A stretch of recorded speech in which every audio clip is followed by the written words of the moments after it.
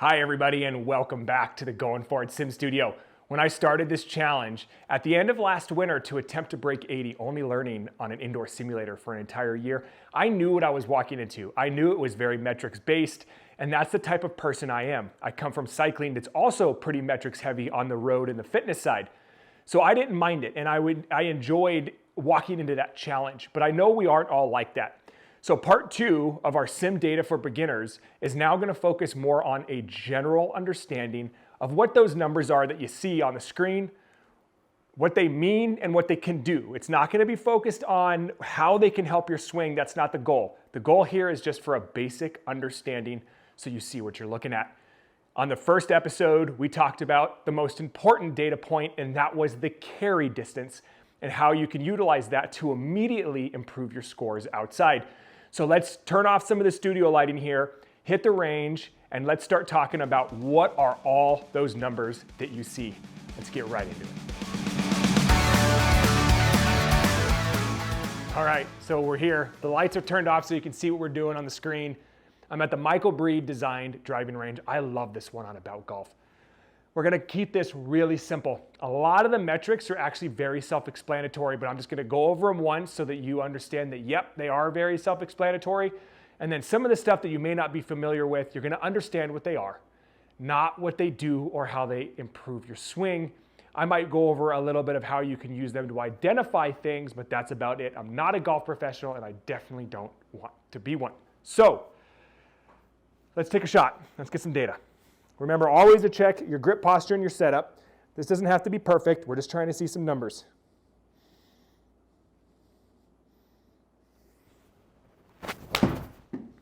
Okay. All right. Well, that one falls down. I'm going to go here on my About Golf. I get all of my club and ball data.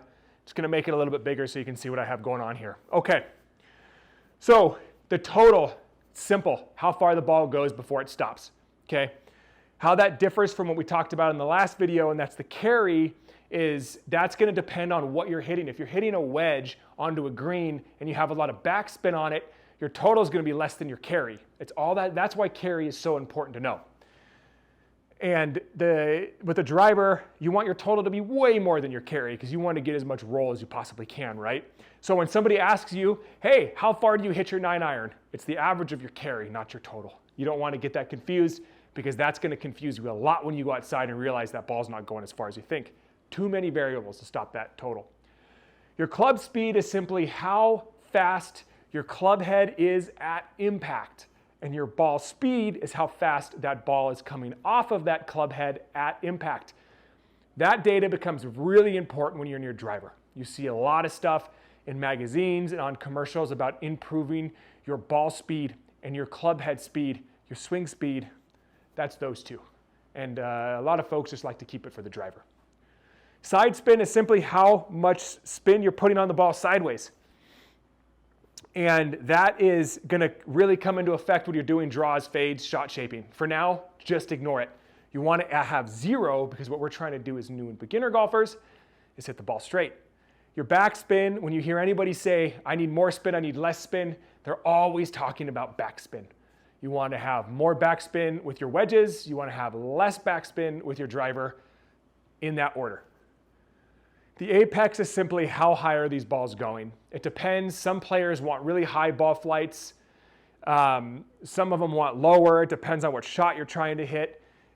Just let it be for now, right? Classification is what kind of shot was it? This was a draw. It started right, came back left, and it's probably offline by maybe 2 or 3 yards.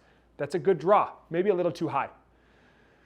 Ball offset, where was that ball on the club face at impact? It's telling me I hit it in the center. I felt like it was in the center. It felt pretty good.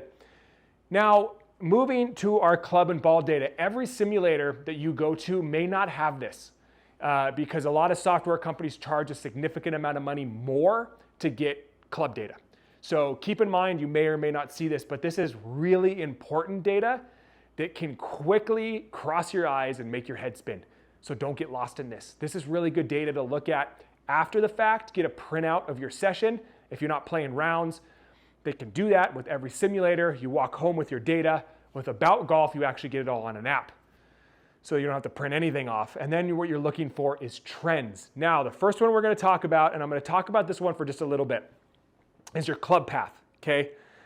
If you have a straight line behind this ball, if you come in at impact on that line, arc, I guess, perfectly flush, you're going to have a 0. That's just a flat club plane or swing plane. Great. If you're in to out, you're creating room to come in from the inside, and the club's coming this way on that line. That's called your in to out, and out to in is from this way. Out to in is also referred to as coming over the top. So as a new golfer, as a beginner golfer, you're going to hear that a lot. Coming over the top, out to in swing, because all anybody really wants to do right away is fix their slice. A slice is caused by an over the top or out to in swing path with a closed club face, causing the ball to start left and go that way because of how much side spin you put on it. There's your slice for a right-handed golfer. Reverse it for a left-hander. So why are we over the top so frequently as a new golfer? Well, it's pretty basic. We're armsy.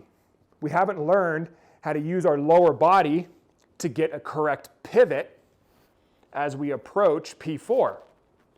So we go from P1 to P3 with just our upper body, called armsy. And you go up, and then what you do is, because you want to do this and get speed, you turn your shoulders really fast, which causes your trail shoulder to come over and that club path over to the top, and there's your slice. So if you go to a simulator and you do have a slice with your driver and you're hitting balls with your driver, you're going to see it all in those numbers afterwards when you're checking and looking for some trends. Then you know that's the reason for your slice. If you have an in to out path with your driver, then, and it's still slicing, then something else is wrong. So you want to go take all that data to your golf professional. They will obviously see it because they have a good trained eye, but having the data is nice because then they can say, oh yeah, yep, this is a good starting point. You also see your horizontal ball data. That is telling me 1.5 degrees right is 1.5 degrees open club face for a right-handed golfer. Depending on how I wanted to hit my shots or see how I'm swinging naturally, I can see what I'm doing with the club face. For me, my current issues are I keep leaving the club face open at impact, causing a lot of straight pushes. I'm trying to work on that. You're also going to see on About Golf, you've got your ball speed and your club speed again, so you can actually change them up here so you can see other data, and a smash factor. A smash factor is how well did you hit the ball. With a driver, according to TrackMan's numbers, 1.54, I believe, is their perfect strike. That's when you get that right dead nuts in the center of the club face with a nice straight club head at impact, and boom, that thing just goes with the ball flight, the launch angle, everything you want, and it makes you want to golf again after you just hit 7 slices. It's a cool number to see. Don't worry too much about it. Now, your angle of attack, that's another vital, important piece of information as you progress your golf swing. But don't look too far into it when you're trying to practice. Practice it when it's time. What that simply means is when you hear people talk about hitting down on the ball or driving a nail into the ball as you look on all the YouTube videos, having a low point in your swing ahead of the golf ball. A low point is because we swing on an arc, it's the lowest point in your swing. You want that because you want to hit the ball first before you hit the ground and coming out, because you want to do what's called compression. So compression, the ball is hitting the ball first, using the loft that's built into our golf clubs to get the ball flight and distance that we're looking for. If you're noticing a trend of an ascending attack angle, that means you're scooping it. You're coming up on the ball, which that's why we get really big divots. And you start chunking it because you hit the grass before you hit the ball. That's what that number is going to tell you. With a driver, we want an ascending path. So it's important to be able to look at that because you want to get the ball up to get a better angle of launch and a further ball flight. On this side, we simply have the graph. If you're working on shot shaping or you want to see what your dispersion looks like, you can save all your shots in About Golf and it'll show you this here with different colors. I hit a draw here, and you can see that in here. It goes right, starts right of the center line, and it finishes a bit left of the center line. So I know, hey, I actually got a draw out of that one. Pretty cool. So the last metric here that I just forgot about was the vertical attack, or sorry, the vertical launch angle. That's how much the ball's going up. So you can actually find your angle of attack if you know the loft of your club and basically split the difference on the angle. It'll tell you how far down on the ball you hit it. There's a name of the metric. For some reason, I'm just forgetting. It's dynamic loft is what it's called. It'll tell you that same number. So if that simulator you're using doesn't have club data, you can find it. It just gets a little mathy. And you got to know a lot about your clubs. So for me, 26.4 degree vertical is too much. I probably hit it a little high on the club face. Now, because sticks are a beginner-oriented club, the lofts are always going to be greater. And because of the offset here at the shaft, that's going to happen a little bit, so I'm used to it. But I would like to see a 9-iron be a little bit more around 19 or 20 degrees. That's going to vary based on your clubs too. So now you can go to a simulator, hit a shot, and you're going to understand exactly what we see here. Before we get you out of here, let's take one shot so you can see how things change. If I can get the touch screen to work. Okay. So let's maybe do a shot that's doesn't work out as well. Or maybe for fun, you know what? Let's try to fade it.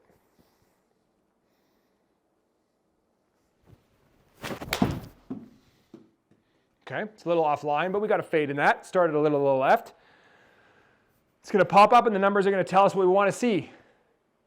We had an out to in club path, perfect. Wasn't out to in enough, 0.3, almost even. Still hitting down on the ball.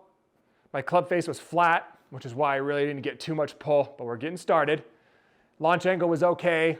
Smash factor wasn't very good because I didn't make very good contact with that ball. Ton of side spin on this one versus the one before, and a lot more backspin. Because you're hitting that ball with an open club face, it's going to give you more backspin. It's the side spin is what's going to give us that fade. So there we go. Right? Data's pretty easy.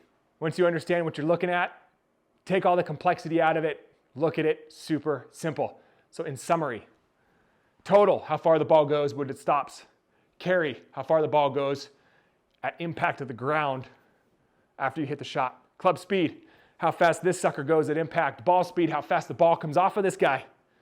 Backspin, how much spin is on that ball? You don't want top spin in golf.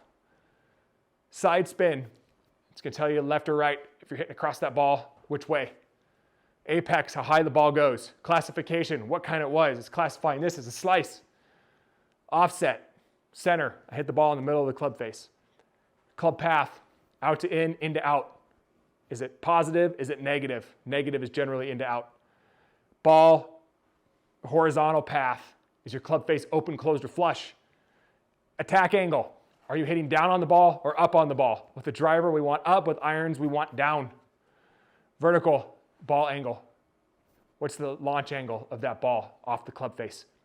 That's going to give you dynamic loft. It's going to be able to tell you how much down on that ball are you hitting correctly with shaft lean. You're hitting down on it. The further your shaft is leaned up, that ball is going to go low. So a lot of you folks that play in the wind, you don't want high angles. Go to your sim and enjoy it. Get this data, look at it afterwards and check out some trends. Talk to your golf professional and improve that game that you're looking for so that this year you have the best outdoor improvement that you've seen in your game because of the time that you spend on your simulator. Please like, follow, and subscribe.